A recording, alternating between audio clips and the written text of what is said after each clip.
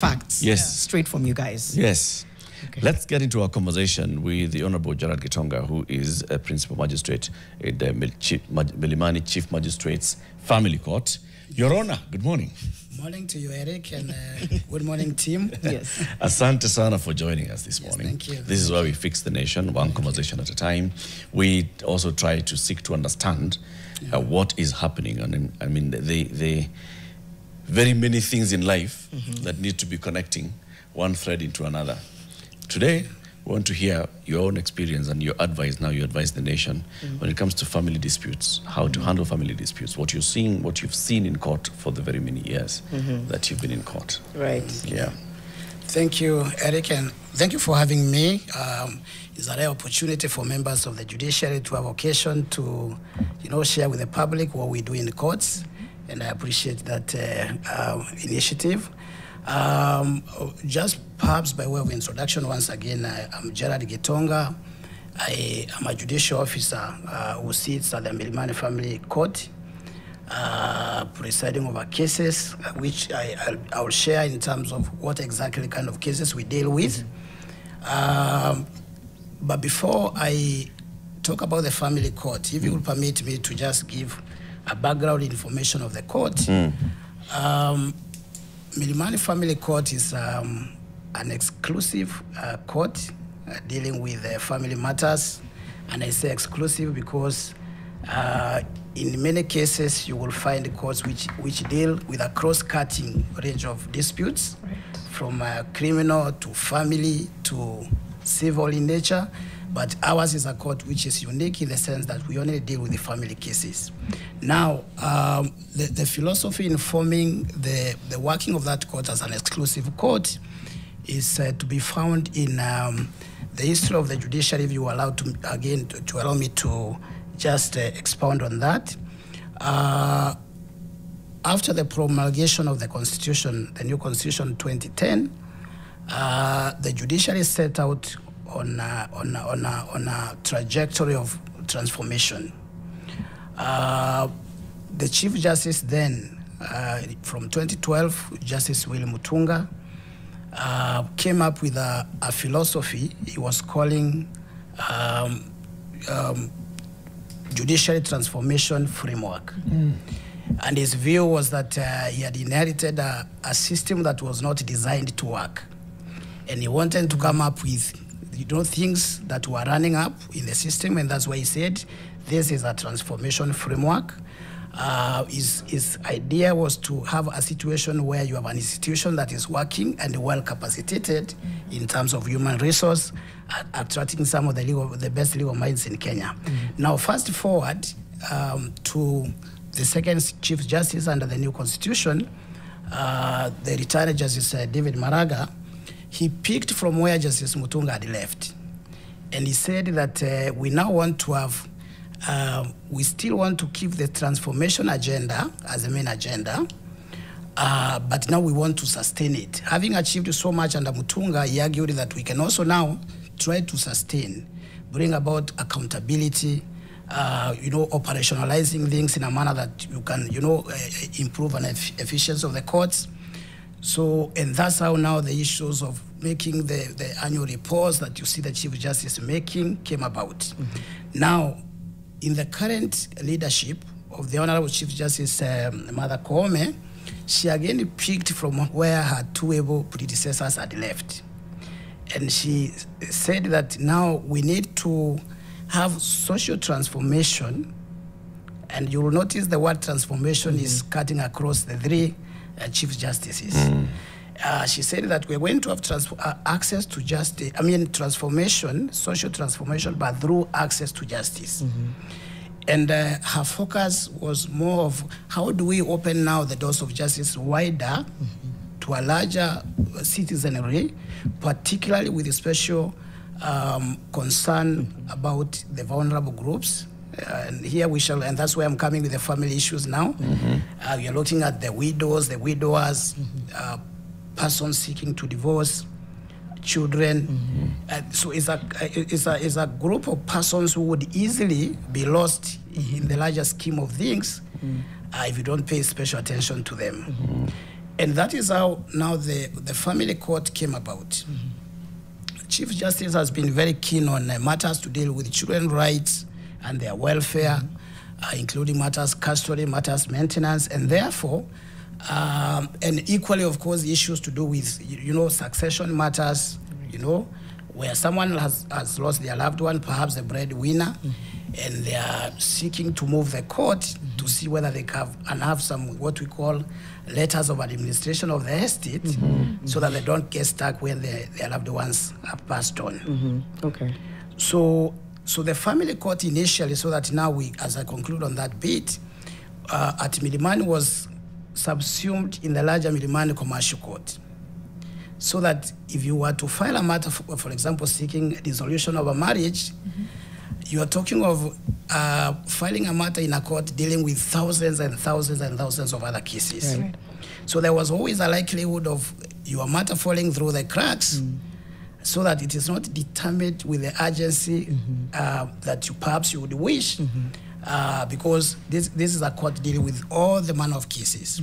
So that's how now the creation of a family court came about.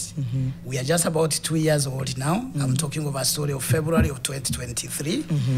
This is now 2025. And but we have done very well. Yeah. So thank you. I just wanted to give up the background of the reason behind having a court specifically deal with family matters. Yeah, no, I think that background is so important because people might want to understand what exactly does this law deal with. Yeah. I don't know whether I'm jumping way ahead here and whether it's a curious question. What are the emerging trends that you are largely dealing with in this court? Well, the emerging trends go hand in hand with what we normally call in legal terms the court's jurisdiction. Because, courts are designed in a manner that only restrict them to deal with certain cases. Now, when you're looking at the family court and its jurisdiction, you are talking about dissolution of marriages and separation, what many people will know as divorce petitions.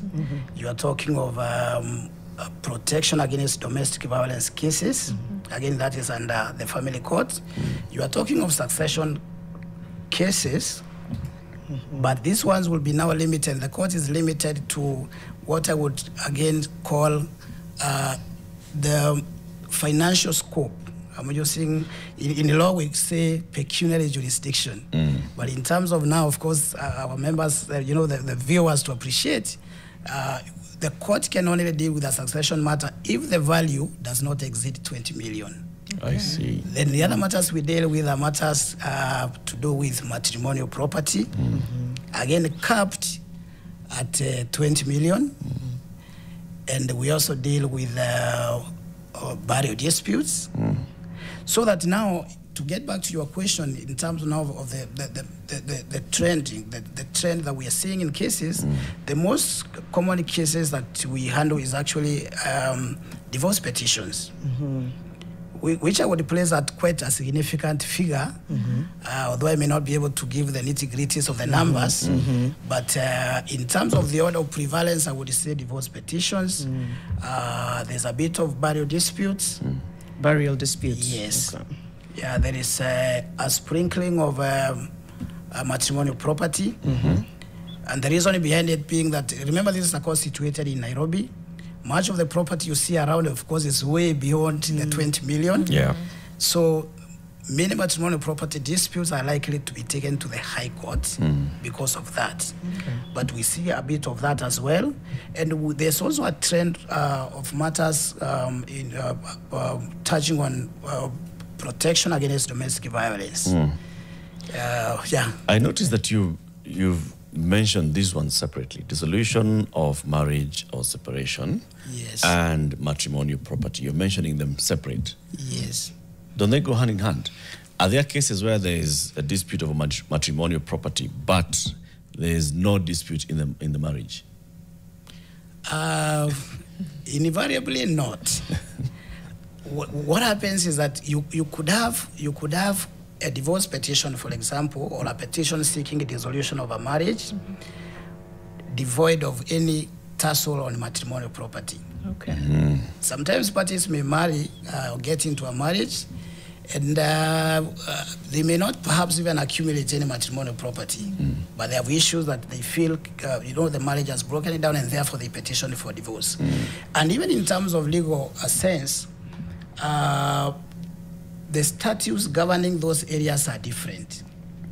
The court is the same as a family court, but when you're dealing with an aspect of matrimonial property, there's a particular statute, it's called Matrimonial Property Act of 2013, dealing with that. Then, of course, you have the Marriage Act, which specifically now deals with the issues of dissolution. Okay. Yeah, that's why I'm separating them in terms of what we are addressing. Yeah. Off the bat, what's the most common issue that could very easily be solved by mediation, something alternative, but keeps finding its way into court? If you look at the larger scheme of things in terms of family disputes, I would say that literally every dispute can actually be addressed by way of mediation and reconciliation. If you look at the spectrum of the disputes I've given you, there's none that is beyond addressed by way of mediation. And we as a family court, even though of course we have the legal duty of making determinations when the matters are placed before us, we equally have a duty now to embrace mediation and push parties where circumstances permit to actually take up mediation. Because remember, the same judiciary, one of the ways in which our leadership I think the protection from GBV, though, that one, no. Mediation. Yes, of course, the protection from GB, it also depends on a couple of things. Remember, there's always a source to the violence itself, assuming. And those misunderstandings can still be thrashed out. The only rider or the only probably exception to it is that, remember, just like the way, and I normally tell parties in the court that to me family matters is like the Argentina dance of tango. It takes two to tango. So that even if you're going to refer parties to mediation, then both of them must be willing. It can only take two, not one. So even in a gender-based violence, of course, because now that is a criminal case, remember, it has criminal connotations, therefore, we don't even handle those matters. There's a particular court, again, specifically created for that. But I'm telling myself that at the very beginning, before things aggravate to a level where now they are beyond, there's nothing wrong with this talking. Right. Yeah. What are the, what information do people need to know? I think where I'm coming from is, for example, custody. And correct me if I'm wrong. Previously, you almost assume that this custody will go to the mother, right? But more and more, at least even from situations that I know of ETC, we do know that both parents have equal rights. Tell us a little bit about the misunderstanding around the law that tends to keep people in the situation they're in, fathers from pursuing custody, mothers from pursuing custody. Where do you think that misunderstanding comes from? What do they need to know about their rights? Okay. Thank you for that. I know that's a matter touching on the welfare of children and, of course, the parental rights. Just so that the viewer may also appreciate, the family court is distinct in this manner that when you're dealing with matters touching on the welfare of the children, there is yet another court. And I know that is a contradiction in terms because we are talking of family and yet we are saying there's another court that should be handling that. We have an exclusive court again called Children Court, again with a distinct statute, although invariably if you look at the issues, they're all family. Now, but to answer your question, I think the misunderstanding people usually have, in fact, along the way, and we have come very long, because there's a time when even the Children Court itself would be perceived to be like an extension of some of the civil society organizations. I will not mention the names.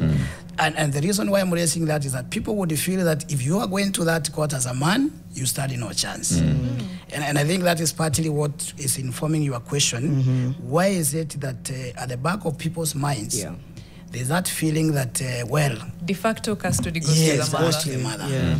Now, the law treats it differently because the law proceeds from two aspects. Number one, there's a constitutional underpinning that says that in all matters concerning the welfare of children, the principle to apply is the child's best interest. I do not know of any law that says the child's best interest is exclusive to a mother, specific party, or a father. So that if you were to apply your mind now to that principle, then you would be in a position where you're able now to look at these parties are coming before you as equals. Now, the challenge is that some social settings may disqualify one parent from the other. For example, the law does appreciate the fact that when you have a child of tender age, you know, a child, I'm saying one day to, let's say, actually 10 years, that's the borderline, there's a rebuttable presumption that he or she is better off with the mother. Yeah. And I'm calling it rebuttable because you can bring evidence actually to show that contrary to that presumption, the father is better placed in this particular case. Yeah. Yes. I hope I've been able to answer. Right. Yeah. Yeah. No. Are we saying that, so let's take a case where there is a dissolution of marriage happening. Yes. Of course, by the time people are going to court, it's acrimonious. You hardly find people coming to court, For fun times. Your Honor, tumeamua hii mambo tuachane. It's acrimonious. Yes. And where there are children involved, and then there's property involved, the acrimony even goes deeper. Very true. So your court will handle just a bit of this particular matter, sign off, Nisawa, I now recognize you to be no longer husband and wife. Yes. And then if you have matrimony you have matrimonial property that's over 20 million shillings, you have to go to the High Court to deal with that. And if you have children and you're talking about custody of children, upkeep of children, then you have to also go to the Children's Court. Yes. Am I hearing you to say that yours is the first port of call and then the others come in second? Absolutely, Eric, absolutely. Because, and just so that you appreciate also, because law by this is usually very well ordered. It's only that sometimes members of the public may not understand where we are coming from. A school of thought runs that it makes more sense to have all these matters addressed by one court, by a single stroke of a pen. Right. But then when you look now at, for example, matters dealing with children, they're even perceived to be more vulnerable. And, so the law encourages a quick disposal of those kind of cases.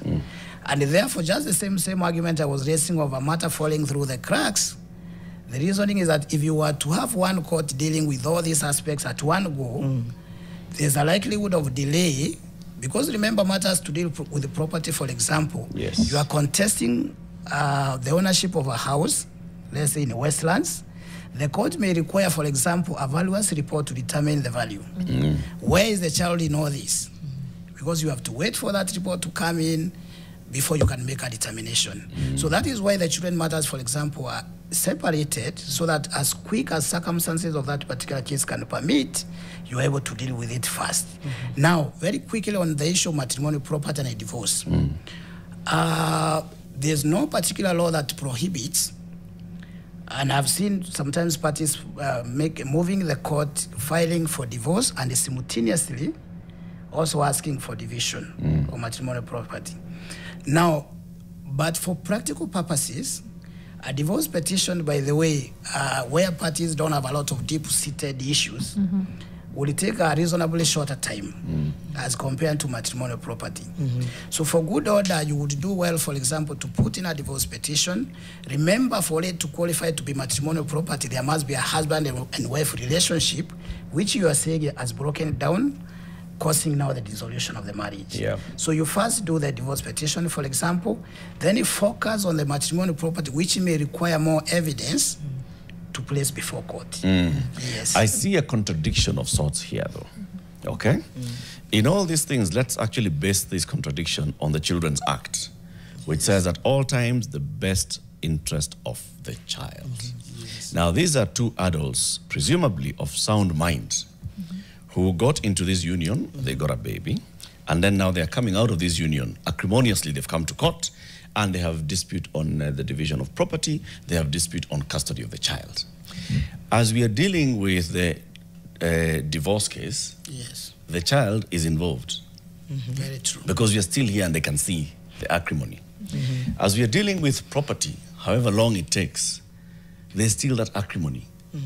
As we are going to the children's court and arguing about, custody 2 days a week, once a month, this and the other, custody should be with father, custody should be with mother, no, custody should be with actually the extended family, and so on and so forth.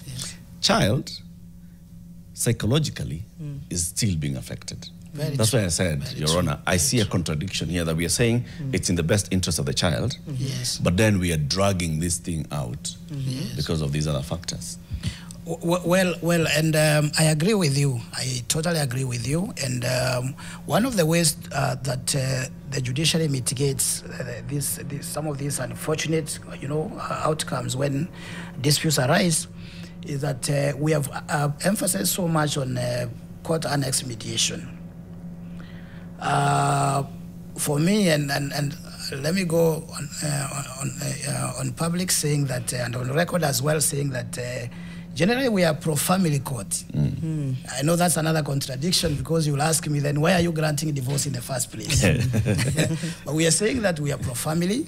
All factors held constant, we would wish that, families stay together. But we also do appreciate that circumstances come up that, like when you're talking of an irretrievable breakdown, really, you are saying that the parties have crossed the legal Rubicon, there's nothing to salvage, and therefore we must go this way. Now, we mitigate that because for us, and this is the anticipation of the law, that if the court has addressed itself to the welfare of the child in terms of custody, in terms of where they're going to school, in terms of who is taking care of their needs, then it is expected that these other matters will equally be taken care of by the law. And this is the reason why, again, we sought to have these courts separated so that we can expeditiously deal with the divorce. By the way, divorce petitions are also very emotional and they're very draining. So that you can't even start imagining that you would want it to last for more than a year. So our target is usually, if you file for a divorce petition today, and we're reasonably expecting that we should be able to conclude the matter perhaps in the next 4 or 5 months. Of course, in terms of our own performance targeting, we normally have a 360 days turnaround time for a divorce petition. But that is now what is written. But what we try to do is to finish up with the matter perhaps in a shorter period. But isn't it also dependent on how long the marriage has lasted? If it's 3 years and below, is there, or that was previously, it's 2 years separation and then the divorce, or now has that been scrapped? Wasn't there sort of like a rule, so to speak? Yes, Janet, there was still in our statute, the Marriage Act of 2014. There's a provision there that restricted parties from filing for divorce when the marriage has not lapsed for 3 years. And I know you would appreciate the understanding that parties are still finding their place in a marriage and therefore don't rush. But there's also a decision of the Court of Appeal arising from a decision again of the High Court sitting in Malindi, which said that this particular provision is unconstitutional. Remember the same constitution, by the way, if you allow me to just quote an article there, Article 45, sub-article 2 of the Constitution is the one that pronounces that every adult has a right to get into marriage. Of course, with consent. Yes. And therefore, the judges that were saying that this particular provision is restricting people from filing for divorces before time lapses, they were saying that you cannot seek to hold parties together against their will on account of not having gone through the 3 years. The 3 years. Exactly. I get the reasoning. We're about to take a short break, but when we come back, I want to talk a little bit about division of matrimonial property and where unpaid care work goes in. And factors into that. We'll be back after this break. If you have any questions, of course, our number remains 0719-038-858. We'll be back. And we'll celebrate you. That's right. Of course, we're still with Principal Magistrate Gerhard Gitonga of the Milimali Family Court, talking about matters family, everything family.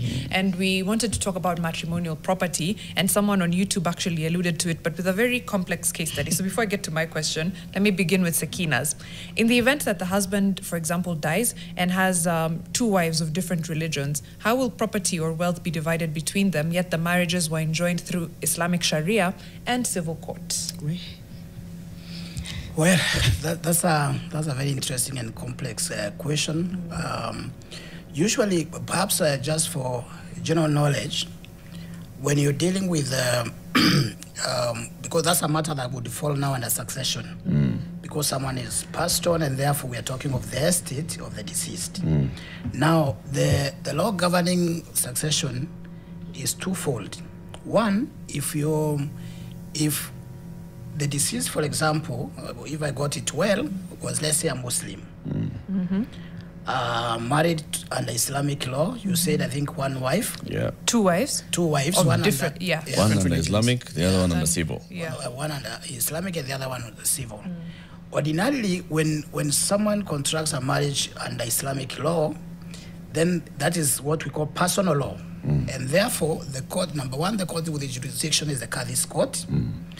Number 2, of course, the distribution of the property itself is governed now by Sharia law.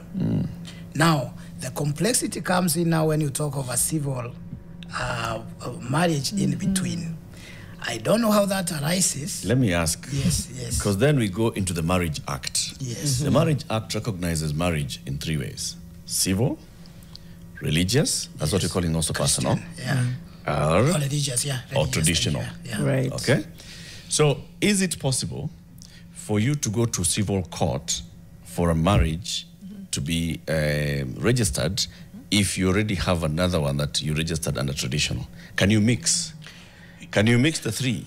That I am one married in civil, and the other one I married traditionally, then the third one I married Because Religious. it was all under the act. So Yes, and thank you, Eric, for raising that question, because the duality of registration, because that also indirectly answers this problem. Because you see, the law is designed in a manner that even when we're talking religious, the Marriage Act under Section 6 recognizes the Hindu, a marriage contracted under Hindu, marriage under Islamic, and of course Christianity. Now, the one on Hindu and Christianity is exclusively monogamous. Islamic, of course, and customary law permits, we say, is either polygamous or potentially polygamous.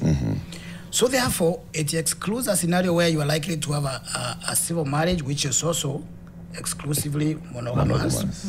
The only that would perhaps happen is that one may contract a civil marriage without perhaps disclosure Of the traditional. Of the traditional Of the ones. religious, okay. Yeah, and perhaps even in a different jurisdiction. Someone has flown to France and they have contracted their marriage there, And I'm not saying it is fraudulent. I'm saying that sometimes when, for example, you're separated for over 20 years, you start beginning to feel like you're single. And therefore, there is a temptation of contracting another marriage elsewhere.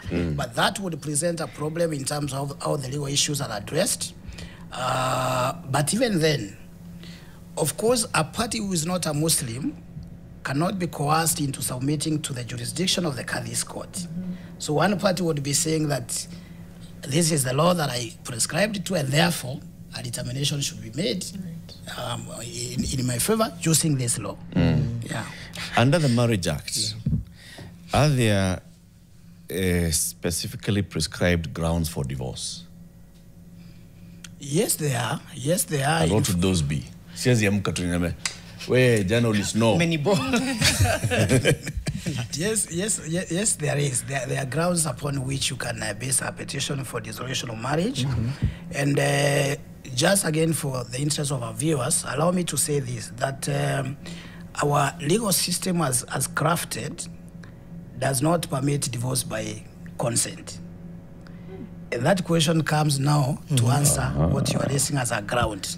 That is to say that if you're moving a court of law seeking dissolution of a marriage, then you must blame the other party for one reason or another. And that's where the grounds come in. Because either you are accusing them of adultery, you are accusing them of, for example, deserting you. We call it desertion as a matrimonial offense. You are accusing them of extreme depravity. You know, they are just not there.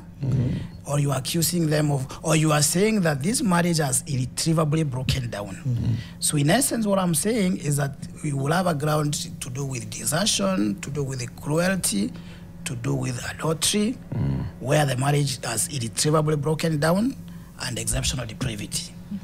Those are the grounds. And the reason why we are saying the law does not permit divorce by consent is that, and that is why a court may actually decline to grant divorce. Because remember, he who alleges proof. That's a mantra, of course, with the courts. Yeah. So when you accuse him of adultery, perhaps that's the only ground.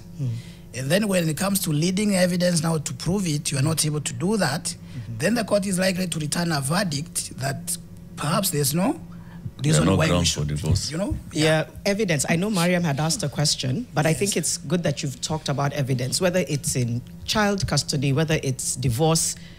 What constitutes evidence? Is it screenshots? Is it letter? Like what people right now like? But I feel like I have evidence, but maybe there's some. Oh, what did you say? A witness. A witness. But maybe there's evidence which is bogus. So what? Aliona juzi wakitoka lodging. Is that evidence? Is that evidence? So what constitutes evidence?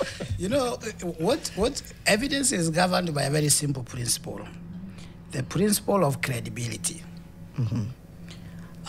So that if, for example, whatever you deem to be evident cannot pass the credibility test, then it is not evidence or it is not good enough. And this is particularly more important in an era where now technology is all over. Do a screenshot here and say this is what the love messages they were exchanging. So for the court now to address the question of credibility or the strength or the probative value, I need now something else to back up that which you are saying.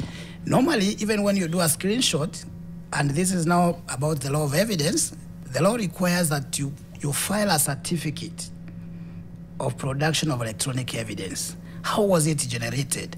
Again, it is going to the question of credibility. How credible is it? Is it fake news, like we like saying? So evidence boils down to the question of credibility, and in many cases are fallen on that account.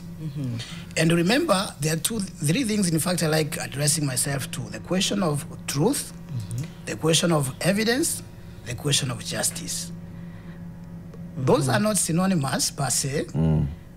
And a court of law will always be interested in the truth, which is a vehicle to justice. Because it's only when I'm very certain that this evidence that has been placed before me discloses the truth on the ground that I'm able now to determine the people's issues in terms of justice. This will be tied into the matrimonial property, just going into it. Yes. Would some of these grounds affect my case in the matrimonial court or in the children's court? For example, if the grounds here were brought by my spouse and they have been proven, it's depravity, or desertion, or cruelty. If this now case goes to the children's court, will that be considered? You guys are divorced because you deprived this person of, and so therefore you are not fit to be a father, to have custody of the child. Well, in a way, yes. In a way, yes. Particularly, I will limit this to the children case as against the divorce case. I will, for now, allow me to separate the matrimonial property a little bit. Okay. Remember, when you go to the children court, for example, you are seeking custody. It's always a question of the fitness of one parent as against the other to keep custody. Of course, the court will always give access rights to the other party, notwithstanding that they do not have custody. But the question is very concerned about this particular parent we are giving the child. How fit are they? How suitable are they?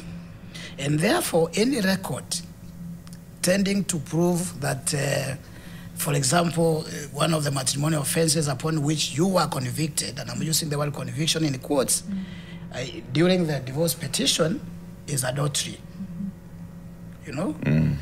And remember, the other party has a right to even bring the proceedings, sorry for that, to bring the proceedings from the other court to the children court.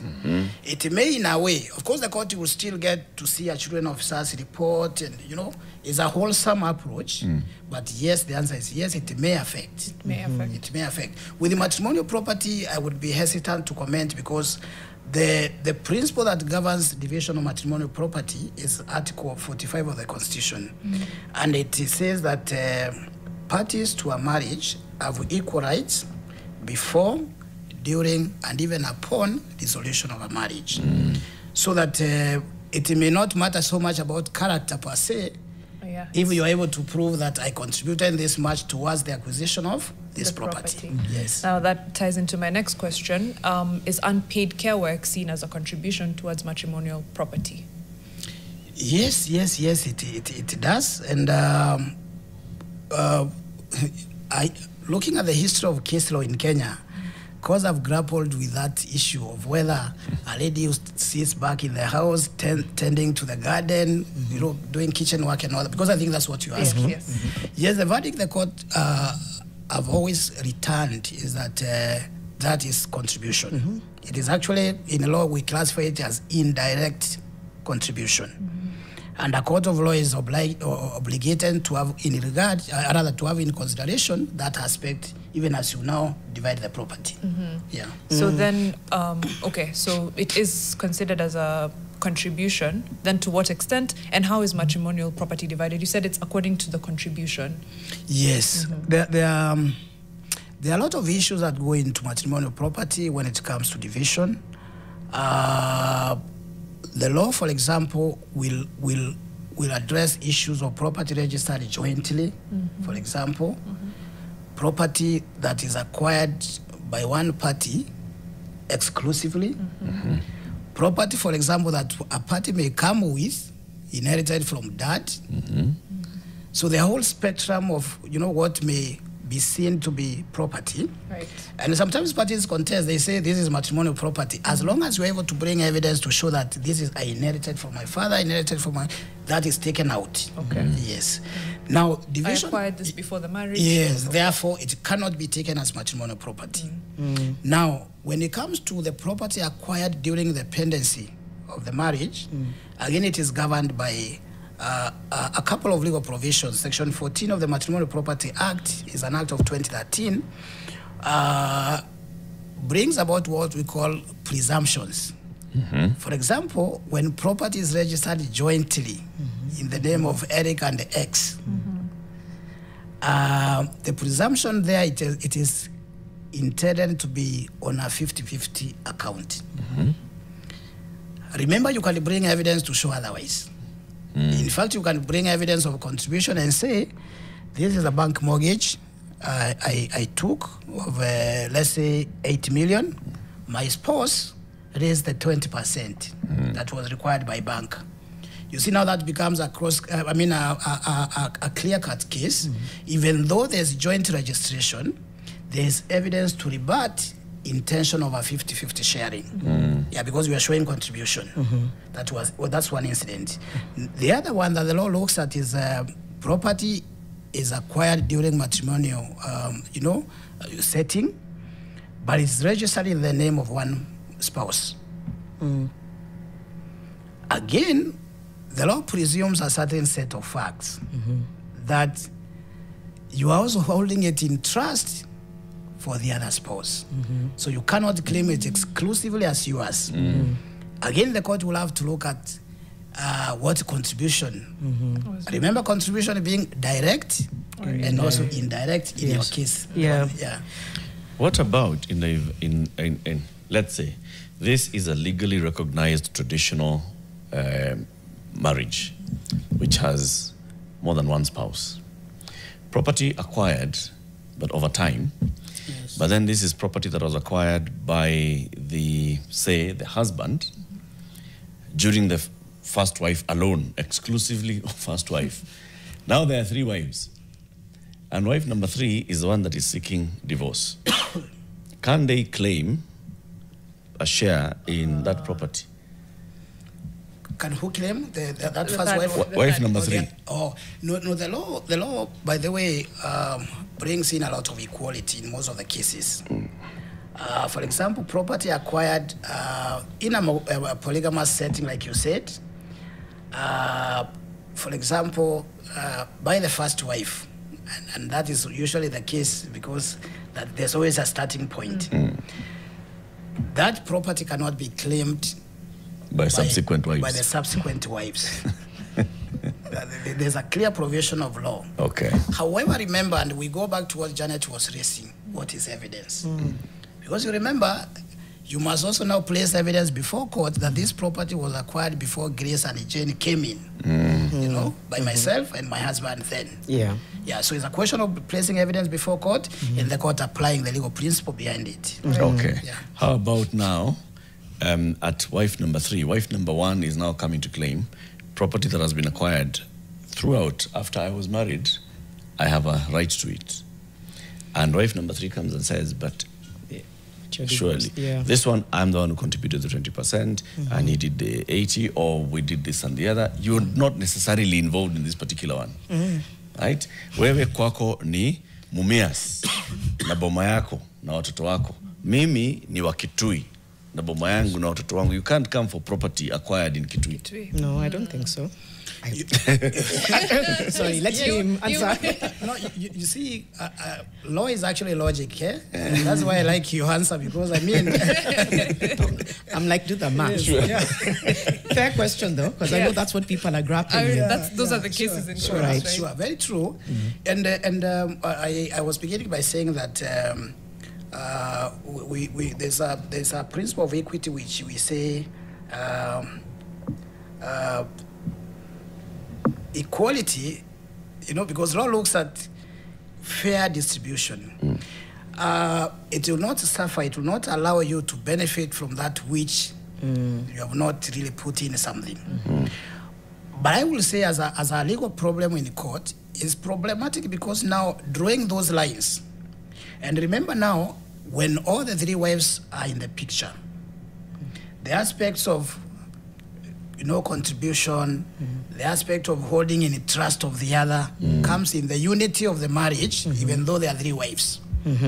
So for me, I think, and this is something that sometimes we look at cases that are placed before us, and we wish that parties had prior, you know, advisories, even before they are getting into marriages. In fact, I was looking at the Matrimonial Property Act the other day, and I realized that contrary to what we think about the prenuptials, because we feel that this is not something that is something a little alien in Kenya as we speak.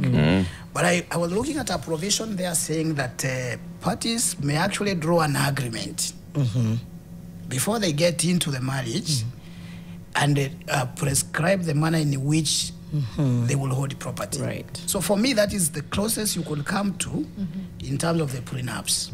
Okay. Yeah. I wanted to ask a question about death and wills and what happens if somebody dies without a will, because that happens a lot, or even when we should start writing a will.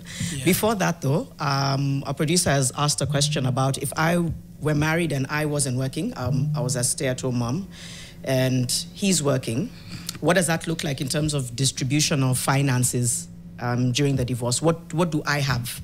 What access do I have? What rights do I have to access in terms of a monetary agreement, so to speak? Yeah, it will still come down to the question of the indirect contribution. But it's always a fluid situation, even for the court to determine. Remember, it's not very easy to quantify what a sit-home mom has contributed. The court has to look at the totality of the circumstances. How long has this been during this while? Because remember, if I'm taking a flight to Mombasa for 1 week, and I'm leaving my wife in the house, tending to the children, you know, sorting out things that I would otherwise draw me back to the house and they forfeit what I'm going to do in Mombasa to raise money. You see, now the court looks at, it's not a mathematical calculation of saying that it is 90%. The court will have to look at the totality of the circumstances, and hopefully, because judges are expected to have sobriety of mind to make fair decisions, come up with a determination that reflects the contribution. Somebody once said if you can pay, like let's say the domestic worker, people often wonder, those who are especially proponents of trying to find fairness in unpaid care work, they're like, but we don't struggle to pay a nanny or a domestic worker. Do that math and distribute it to the person who's not earning for unpaid care work. That's an argument that's becoming more prominent. I don't know if we have time, but just talk about wills. I think there's a lot of taboo and stigma around death and wills, but just your thoughts on when people should start considering drawing a will, and in the event that the person dies without a will, what then happens? I think the law on wills is clear, and I think for our viewers and listeners, it is the best thing one could ever do, to put their affairs in order, not necessarily because you think now you are 70 years and you are just about to go to meet your maker, but remember these things can come even when you're young. So the beauty with the wills, because in terms of law we say someone who dies and leaving a will, a valid will for that matter, then you are saying you die tested. Because your estate must be administered in accordance with your will. And it is the fairest of cases in terms of now the court making determinations. And now, of course, there's always a question of contestation. Because you see, was the will attested to? Were there people who witnessed, blah, blah, blah. But the moment the contestation is over and the court makes a finding that this is a valid will, then the property can only be divided or shared out in accordance with that will. In the cases where people, and this is very African, of course, in the cases where people die without a will, then we say they have died intestate. Meaning to say that one would now need to move the court. There are prescribed forms on both instances. Come to court, for example, as an administrator, someone who wants now to take up the responsibility of overseeing the estate for fair distribution. Remember, one will have left some children here and there, perhaps a wife or two, other dependents. They don't necessarily need to be the immediate family members, but you know, so you will file some form, fill some form, file in court. The court sends out. That is why you have seen the gazettements that are placed in the Kenya Gazette, notifying that someone is seeking to be given authority to deal with this property. To deal with this estate, yeah. So do you have any objection to it? And then that is 1 month. After 6 months, if there's no objection, the court now will administer, will authorize you to deal with that property in terms of the sharing. Right. Sorry to cut you short. There was just a caller on the line that we really wanted to get before we close, because we only have like 2 minutes. Sorry, Simon has a question, no problem. Simon from South B has a question. Simon, please. Anthony. Oh, Anthony from South B. Please ask Principal Magistrate Gerhard your question. Anthony? Okay. It seems he's so he's not there. I think we've learned quite a bit. Right. And if people wanted to know more about these matters of divorce and all, is there a place where the judiciary offers regular clinics or places where people can come and meet with judicial officers or even lawyers just to understand this? Yes, yes, Eric, there is. In fact, what the judiciary does is because our sense of access to justice is also extended to, availing the right information to members of the public so that they can be able to know how to approach the court. And we normally have open days. We also have service weeks, which normally is just to fast-track cases. The other day, we just have a judicial dialogue day, which was countrywide, and we invite members of the public. For our case as a family court, and I remember I said we are 2 years old, we have a planned open day in the next 2 or 3 weeks, actually. On the 4th of April, 2025, we shall be having an open day at our premises, Miliman Law Courts, and we invite members of the public. We shall be there, personnel will be there to share all this information with members of the public and just demystify the court, because people sometimes when they hear about the court, They fear. They fear. They wonder what is up there. So this is open. Come. Yeah, this is open. Ask your questions. Come, interact. ask questions. Get to learn, because we shall also be telling them what we are doing on a daily basis, so that they know what we do. And if you permit me 30 seconds, I know we're out of time. Yeah. Allow me to say this, Eric and team, that the catchphrase you use where you're saying fixing the nation one conversation at a time. I like it because for me, this is very serious business. But you will allow me to add that if you want to fix the nation, we need to start by fixing the family. Wow. Article 45 of the Constitution recognizes the family as the natural and most fundamental unit of a society. And any order in a society flows from family.